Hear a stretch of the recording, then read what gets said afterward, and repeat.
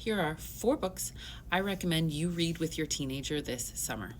And if you don't have a teenager to read with, read them on your own and learn what's going on with the teens. All of these books do have content that could be triggering or is sensitive, so as always, it is up to you what you read with your kids. My first book is Speak by Laurie Halse Anderson. Just a technical note, if you have a struggling reader or a student reading at a lower reading level, this is a good book for that. It's a very accessible text. Now, this might sound weird how I recommend this, but this book talks about SA in a way that it's super meaningful and deep, like it really does dive in there, but you won't have that. Sometimes when I read books about SA, I have that almost like you want to really vomit, and it doesn't have that kind of depth or something, whatever the word I'm looking for. So this, I think, talks about SA in a way that is more manageable if you're reading it with like your daughter. Okay. I do recommend it for boys too. When I taught this, I don't anymore. My kids always really liked it and it really impacted them.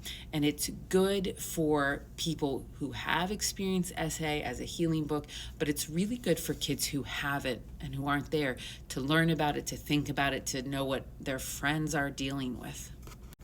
Now, for a while, I would have stopped recommending The Hate U Give only because the kids have seen the movie. But we've passed that movie enough that now kids can get back in and read the book without being swayed by the movie. The movie's good, the book really is so much better. This is a great book to read, to think about the Black experience and what teenagers are dealing with in this day and age. It's a fun read. There's not a lot of content in terms of graphic there is 1 or 2 things, so I'll give that a shout out. I don't think that's a problem with your kids, but again, you do you, whatever. This book, I think, really does dive in. I love that it's from a female perspective. It's relevant. It's just a good book. It makes you think. It makes you kind of hurt a little. It's good at building empathy, I think.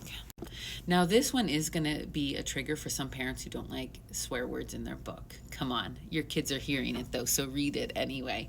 This is also all girls. There's 1 or 2 guys in it, but this is an all female. It is a play. Start reading plays, everybody. Start reading plays, okay? The Wolves, seriously, I think it's an off-Broadway show. The play is not written in standard play format, so it's kind of cool how you have interspersed dialogue when the team's talking together. But it talks about some solid stuff that's going on with these girls who are on a soccer team, and it's really always just them warming up before a soccer game. It would be a quicker read, so if you're looking for something to read quicker, it's good. It's the girl's perspective. And then it talks a little bit about what happens with loss. You'll read that on the back cover, that there's an accident. My final recommendation is not really a YA book like the first 2 were.